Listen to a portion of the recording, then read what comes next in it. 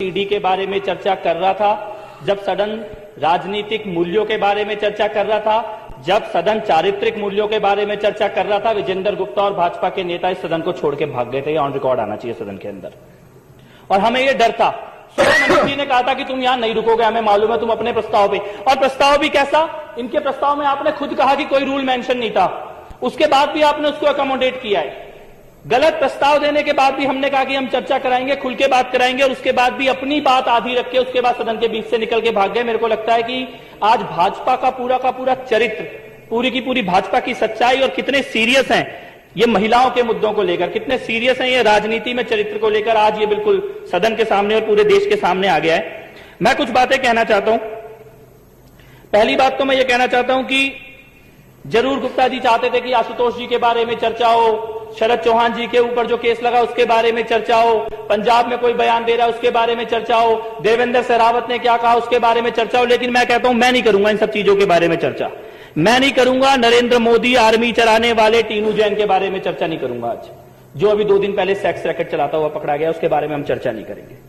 हम चर्चा नहीं करेंगे मध्य प्रदेश के इनके प्रातः स्मरणीय राघव जी के बारे में, जो अपने नौकरों के साथ सेक्स करते हुए जिनकी सीडी पकड़ी गई, इनके वित्त मंत्री थे इनकी सरकार के, हम उनके बारे में भी आज चर्चा नहीं करेंगे। हम चर्चा नहीं करेंगे भाजपा के गुड़गांव के विधायक उमेश अग्रवाल, जिनके ऊपर इस वक्त बलात्कार का केस चल रहा है और उनके कार्यकर्ताओं ने बलात्कार का केस दर्ज कराया है। हम गोवा के उस भाजपा नेता की चर्चा भी नहीं करेंगे जो अहमदाबाद जाती हुई फ्लाइट में एक 13 साल की लड़की के साथ यौन शोषण करता हुआ पकड़ा गया था, हम उसके बारे में भी चर्चा नहीं करेंगे। हम साहिबाबाद के भाजपा के उस मंडल अध्यक्ष की चर्चा भी नहीं करेंगे जो अपनी बेटी को भाजपा के सीनियर नेताओं के पास टिकट के लिए परोसता था और जिसके दामाद ने भाजपा के नेता की गोली मार के हत्या कर दी और थाने में जाके आत्मसमर्पण कर दिया कि भाजपा में टिकट के लिए उसकी खुद की बीवी को, उस नेता की बेटी को भेजा जाता था। हम उड़ीसा के इनके उस मंत्री मनमोहन सामाल के बारे में भी चर्चा नहीं करेंगे जो सेक्स स्कैंडल में पकड़े गए हैं, और निहाल चंद के बारे में भी नहीं चर्चा करेंगे। हम केवल चर्चा करेंगे उस बात की जिसका एफिडेविट हिंदुस्तान के सुप्रीम कोर्ट के अंदर प्रस्तुत किया गया, एक सीनियर आईएएस अधिकारी के द्वारा प्रस्तुत किया गया। अगर गुप्ता जी यहां होते तो मैं एक बात कहता, दिल्ली में चुनाव से पहले अरविंद केजरीवाल जी ने एक बात कही थी, तुम हमारे बारे में जितना झूठ फैलाओगे हम उतना तुम्हारा सच इस देश के सामने लेके आएंगे। जितना झूठ बोलोगे हमारे बारे में हम उतना तुम्हारा सच उघाड़ेंगे। और आज ये भारतीय जनता पार्टी का काला सच जो हिंदुस्तान के सुप्रीम कोर्ट के अंदर एक बड़े वरिष्ठ आईएएस अधिकारी ने एफिडेविट के तौर पर जमा कराया है, आज उसको हम लोग यहां सामने लेके आएंगे। आज उसकी बिल्कुल सही कहा मनीष जी ने, बड़े गुस्सा हो रहे थे विजेंद्र गुप्ता जी कि अरविंद केजरीवाल खूंटा गाड़ के बैठ गए, खूंटा गाड़ के बैठ गए। अरविंद केजरीवाल ने तो खूंटा गाड़ दिया और खूंटा गड़ गया, और दोपहर को पंजाब में खूंटा गाड़ा है, शाम होते होते अमित शाह का सूरत में तंबू उखड़ गया।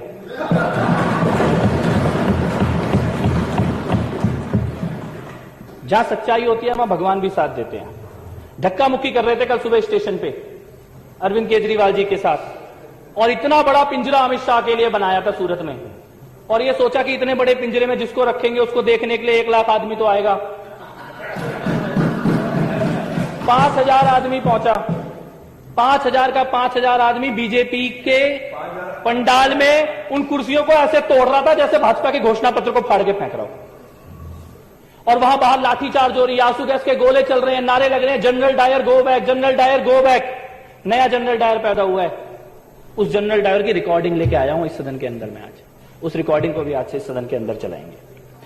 मैं ये कहना चाहता हूं कि ये जो अभी बोला इन्होंने, पंजाब में ऐसा हो रहा है, दिल्ली में ऐसा हो रहा है, भारतीय जनता पार्टी को एक चेतावनी देना चाहता हूं, अपनी घटिया राजनीति के लिए पंजाब की बहन और बेटियों को बदनाम करने की कोशिश ना करे भारतीय जनता पार्टी। ये बर्दाश्त नहीं करेंगे हम। अगर ये सोचते हैं कि पूरे के पूरे पंजाब को बदनाम कर देंगे, पंजाब के कार्यकर्ताओं को, पंजाब की महिलाओं को, पंजाब की बेटियों को, ये हो गया वो हो गया, यहां स्कैंडल हो रहा है, देश नहीं माफ करेगा और पंजाब नहीं माफ करेगा। इस एफिडेविट को देखिए आप, ये प्रदीप शर्मा नाम के आईएएस अधिकारी हैं सुप्रीम कोर्ट के अंदर, और ये क्या लिखा है इस एफिडेविट में, मैं चाहता हूं सभी सदस्यों को इस एफिडेविट की प्रतियां जरूर दी जाएं, और सदन के रिकॉर्ड में यह एफिडेविट मैं आज दूंगा, सदन के रिकॉर्ड में यह एफिडेविट रखा जाए। एफिडेविट में लिखा है, chief minister Shri Narendra Modi visited Kutch to inaugurate the hill garden project and upon its completion it was the time when he was introduced to an architect, उसका नाम मैं यहां नहीं लूंगा, लेकिन उस महिला से एक हिल गार्डन प्रोजेक्ट के पूरा होने के समय परिचय होता है। शरद उत्सव अक्टूबर 2005 में नरेंद्र मोदी जी उनके साथ ईमेल पे बात करनी शुरू करते हैं, और उसके बाद Shri Modi and miss had begun to exchange text messages which she communicated to the petitioner. She further mentioned that she was planning to meet the chief minister. उनको उनके घर पे मिलने के लिए बुलाया जाता है मुख्यमंत्री महोदय के। और शरद उत्सव के अगले दिन सुबह 7 बजे, following morning at the site of Sharad Utsav at approximately 7 a.m. the petitioner was in the presence of Shri Modi when Miss arrived, and the conversation between them assured the petitioner that Shri Modi and Miss were in fact exchanging personal text messages, emails and or direct conversations. और यहां से जब बात आगे बढ़ती है तो पता लगता है, वो महिला बताती है पेटिशनर को कि Shri Modi in his office he would freely interrupt scheduled meetings, walking out of his office on senior officials in order to speak to her privately. बहुत जोर शोर से प्राइवेट कन्वर्सेशन के बारे में विजेंद्र गुप्ता बोल रहे थे। यहां पे सुप्रीम कोर्ट के पेटिशन में लिखा हुआ है, सुप्रीम कोर्ट को एफिडेविट देके लिखा गया है, मोदी जी मुख्यमंत्री होते हुए अपनी मीटिंग छोड़ के बाहर निकल जाते थे इस महिला से अकेले में बात करने के लिए। अधिकारियों से कहते थे मुझे कोई डिस्टर्ब नहीं करेगा, अब मेरे को केवल इस महिला से बात करना है, और राजपाट का सारा काम छोड़ के उस महिला के साथ बात करने निकल जाते थे। Second week of March 2006 at approximately 5 p.m. Miss called the petitioner and conveyed that she had just landed in Ahmedabad and was planning to visit Bhuj. शाम को 5 बजे वो अहमदाबाद में उतरती हैं फ्लाइट से। इस आईएएस ऑफिसर को फोन करती हैं कि मैं अहमदाबाद आ गई हूं और अगले दिन मैं भुज जाने वाली हूं, लेकिन थोड़ी देर के बाद उनका फोन स्विच ऑफ हो जाता है। 2 days later at approximately 11 a.m. Miss called the petitioner and conveyed that she was at the residence of Sri Modi ji. 2 दिन तक फोन स्विच ऑफ रहता है, और 2 दिन तक स्विच ऑफ रहने के बाद 2 दिन के बाद 11 बजे वो वापस एक पेटिशनर को कॉल करती है और बोलती है कि मैं 2 दिन तक मोदी जी के घर पे मेरे को रखा गया था और इसीलिए मेरा फोन स्विच ऑफ था। When she landed at Ahmedabad airport, she was received by Shri O.P. Singh, Shri Modi's deputy, and was escorted in a vehicle to Chief Minister's residence. Modi ji के डिप्टी ओपी सिंह उनको लेने आते हैं airport में, अपनी गाड़ी में बैठाते हैं और सीधे मोदी जी के घर लेके जाते हैं। और कैसे लेके जाते हैं? She was advise to switch off her cell phone, से कहते हैं अपना फोन बंद कर लो, and entered the chief minister's residence through rear door. कहते हैं सामने के दरवाजे से नहीं आना, तुम्हें पीछे वाले दरवाजे से अंदर लेकर जाएंगे घर के। उस महिला का फोन बंद करा के सरकारी गाड़ी में बैठा के पीछे वाले दरवाजे से नरेंद्र मोदी के घर लेके जाया जाता है। और उसके बाद she was taken to the first floor and given a room across the chief minister's bedroom. उसको फर्स्ट फ्लोर में ले जाते हैं और मोदी जी के बेडरूम के बगल वाले कमरे में कहते हैं तुम्हें यहीं रहना होगा। अगले दिन वो महिला लिखती है कि होली का त्योहार था। अगले दिन बहुत सारे लोग मोदी जी से मिलने आए, लेकिन मोदी जी केवल थोड़ी देर के लिए नीचे गए मिलने के लिए, उसके बाद वापस कमरे में आ गए। उन मिलने वालों में आनंदीबेन पटेल भी गई थी। Shri Modi attended to them briefly and return to his quarters. बहुत थोड़ी देर के लिए लोगों से मिले, उसके बाद अपने कमरे में वापस आ गए। ये महिला इस बीच में बीमार भी होती है। She developed a fever and requested a physician. वो कहती है मेरी तबीयत खराब है, किसी डॉक्टर को बुला दो। तो मोदी जी क्या कहते हैं उससे? मोदी जी उससे कहते हैं कि calling a physician is impossible. Doctor को तो हम बुला ही नहीं सकते, किसी को पता लग जाएगा कि तुम यहां पे आई हुई हो। और उसके बाद मोदी जी उसको अपने जीवन की घटनाएं सुनाने लग जाते हैं और अगली बार उसको कार से भेजा जाता है। इसके बाद इसी एफिडेविट में लिखा है जो सुप्रीम कोर्ट के अंदर जमा किया गया है कि वो महिला भावनगर जाती है जिस वक्त मोदी जी साउथ अफ्रीका के टूर में गए हैं, और वहां से भी मोदी जी को चैन नहीं पड़ता, वहां से भी उसको फोन और एसएमएस करने का सिलसिला जारी रखते हैं। Petitioner found that she was constantly in touch with Shri Modi, who was abroad and probably in South Africa at the time. She also conveyed to the petitioner that Shri Modi asked her about the petitioner's office routine and habits and whether the petitioner knew about the relationship they shared. In one conversation, Miss showed the petitioner a text message that the chief minister has sent her from abroad.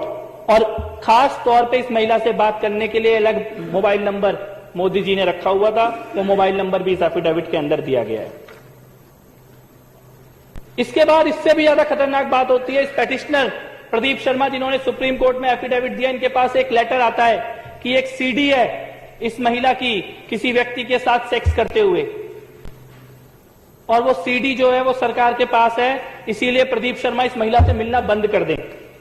और इस letter के आने के बाद प्रदीप शर्मा के साथ कई तरह के टॉर्चर होने लगते हैं, और प्रदीप शर्मा ये कहते हैं लास्ट में, it now appears to the petitioner that Shri Modi started believing that the videos involving miss perhaps included Shri Modi himself. यानी कि मोदी जी को यह लगा कि मोदी और उस महिला के बारे में जो वीडियो सीडी है वो खुद इस पेटिशनर के पास आ गई, और इसीलिए इस पेटिशनर के साथ कई तरह के केस और कई तरह के मामले दर्ज करके इनका पूरा कैरियर बर्बाद करने की कोशिश की जाती है। और अध्यक्ष महोदय, ये सीडी और ऑडियो रिकॉर्डिंग इसके बहुत शौक हैं। विजेंद्र गुप्ता जी को आज उनके सारे शौक पूरे कर देते हैं इस विधानसभा के अंदर। अभी भी गए कि मैं जाके बाहर दिखाऊंगा लोगों को एक ऑडियो सीडी, एक सीडी मैं इस विधानसभा में ऑन रिकॉर्ड रखना चाहता हूं। और ये सीडी अमित शाह की है, अमित शाह की पुलिस अधिकारियों के साथ बातचीत की है, और ये सीडी वो घिनौना सच हिंदुस्तान के सामने लेके आती है कि कैसे एक मुख्यमंत्री एक लड़की, अपने से आधी उम्र की लड़की के पीछे पड़ता है, और पीछे कैसे पड़ता है, पूरी की पूरी पुलिस उसके पीछे लगाता है। केवल पुलिस नहीं, वहां की इंटेलिजेंस एजेंसी और यहां तक कि एटीएस के अधिकारियों तक को भी एक लड़की के पीछे लगा देता है, उसकी एक एक पल की खबर रखने के लिए। पुलिस अधिकारियों के बीच में खुद पुलिस अधिकारी सिंघल, 267 फोन कॉल का रिकॉर्ड है, 267 कॉलों का रिकॉर्ड दिया गया है, सीबीआई के पास भी दिया गया था। और इसमें सिंघल ने खुद बोला है, अगस्त से लेकर सितंबर 2009 के बीच में उस लड़की के प्राइवेट मूवमेंट और प्राइवेट कन्वर्जेशंस को रिकॉर्ड करने के लिए, पीछा करने के लिए अमित शाह किस तरीके से पुलिस वालों को निर्देश दे रहे हैं। मैं चाहता हूं सदन के अंदर उस सीडी को चलाया जाए। जी सर, क्या છે અમારા કંપનીમાંથી જે લોકેશન લીધું એમાં પણ 14 ને 2900 લોકેશન પર ત્યાં જ આવે છે, 2 ને 2900 પણ જી। પેલા છોકરા જોડે જ્યાં નથી બસ ના સર, ભાઈ જો સાહેબ ને બધી ખબર પડી જાય આપણો સર, આપણા માણસો બિલકુલ ત્યાં છે સર। મને લોકેશન પણ હું કંપનીમાંથી બી લેતો રહું છું, એટલે પરફેક્ટ લોકેશન આપે છે। લોકેશનમાં કેવું થાય છે, આજુબાજુ જાય એટલે એનું એ જ રહે ને સર। ટાવર એકલું એક જ બતાવી રહ્યું છે, આનું જે સેલ આઈડી આવે છે, બીજું સેલ આઈડી આવતી હોય તો ખબર પડી જાય કે બીજી સેલ આઈડી પર પકડે છે। जी सर।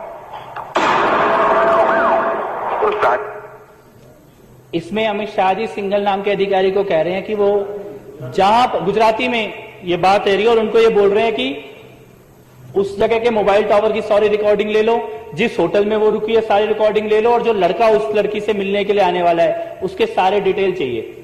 आगे सुनिए। लगभग जवाना की पेला माहिती पेला सर। हाँ जी जी सर, એટલે સાંજે કહું વિમાન છે જોઈ લેજો। હા જી સર, હું જાણકારી આપું છું ગોયર વાળું। જી સર, પેલા ભાઈ ભાવનગર પહોંચી ગયા? હા પહોંચી ગયા સર, લોકેશન મેં લઈ લીધું, રાત્રે જ પહોંચી ગયા સર। હવે જો આ છોકરી મુંબઈ જવાની હોય ને સર, તો પેલો મુંબઈ ના જાય। હો right right sir, right sir, right. वो समझेगा? हाँ समझी गया सर, जी जरा जोड़ाओ तो। जी जी जी जी, અને સાંજના વિમાન જરા જોડાઈ લો। जी जी जी जी। वो लड़की शाम की फ्लाइट से मुंबई जाने वाली है, और मोदी जी अधिकारी को कह रहे हैं कि गो एयर की फ्लाइट है, किसी हालत में भी मुंबई नहीं पहुंचनी चाहिए। अमित शाह बोल रहे हैं, बार बार बोल रहे हैं कि साहब को सब पता है, साहब को सब पता है, साहब पता करना चाहते हैं इस लड़की के बारे में, साहब को सब पता है, और किसी भी हालत में ये मुंबई नहीं पहुंचनी चाहिए लड़की। सर खबर पड़े क्या सर? ना सर, मैं પેલા કહ્યું છે, મને જોઈને આપે છે સર, કહે છે સર। સાહેબના ફોન પર ફોન કરે નહીં, મને જાણ કરે છે સર, 10-15 મિનિટ લાગશે સર। એરપોર્ટ પર શું થયું છે પછી આગળ? સર પેલો છોકરો મૂકીને નીકળી ગયો છે, આપણો માણસો જો ત્યાં જ છે, હજુ ફ્લાઇટ ઉપડવામાં 10 મિનિટની વાર છે। જી સર, હવે મેં જોઈ લીધી છે, હોટલ પણ જોઈ લીધી છે, માણસો પણ બરાબર ગોઠવેલા છે, તમામ વ્યવસ્થા થઈ ગયેલી સર। ત્યાં મતલબ મેઇન ગેટની સામે જ આપણો એક માણસ ગોઠવાઈ ગયો છે, એટલે ત્યાંથી નીકળશે ત્યાંથી ફોલો ચાલુ થઈ જશે એનો। બહાર મેઇન રોડ પર બી એક માણસ છે, આગળ પણ એક માણસ છે આપણે। અંદર સેકન્ડ તો જોડાવ ખાતરી કરાવી જોડાવશે। જી ખાતરી કરાવી સર, પેલું ઇન્ટરસેપ્શનમાં એવું આવ્યું છે કે એક દિવસ એક્સટેન્ડ કરાવ્યો છે એને, બસ એવું। એ તો બરોબર છે જી, અત્યારે અંદર રાઈટ સર, એ ખાતરી કરેલું સર। જી જી હા સર, પછી મને ફોન જી જી પહેલે જોડાવ જી જી જી સર એટલે જોડે તો મહેમાન અંતર જ કેટલું કેવડો જી જી સર સર સર હાજી હાજી સાહેબ સર વાત કરી લોકો સાથે પણ બહાર જઈએ યાર આપણા માણસો બરોબર ઇન્વેસ્ટ કરી ગયા હાજી સર અત્યારે તો ત્યાં જ છે પણ શોપિંગ બી કરી આવ્યા જી અને પેલા છોકરાને લઈ જેને જોવા નથી હાજી अध्यक्ष महोदय, इसमें अमित शाह कह रहे हैं कि मोदी जी मेरे साथ ही बैठे हैं, साहब मेरे साथ ही बैठे हैं। साहब कह रहे हैं कि अंदर दो हैं, एक लड़की और एक लड़का है, उनके सारे नजर रखो। वो पुलिस अधिकारी कह रहे हैं कि मैंने पूरी टीम लगाई है, जैसे ही वो होटल से बाहर निकलेंगे हम उनका पीछा करेंगे। एक एक रिकॉर्ड हमारे पास है, उनके फोन रिकॉर्ड हो रहे हैं। और ये अमित शाह बोल रहे हैं, उस वक्त वहां गृह मंत्री थे, यानी गृह मंत्री एक लड़की का पीछा कर रहा है, पूरी की पूरी पुलिस की फोर्स लगी हुई है। मुख्यमंत्री उस लड़की में इंटरेस्ट ले रहे हैं, मुख्यमंत्री उसको अपने घर बुला रहे हैं।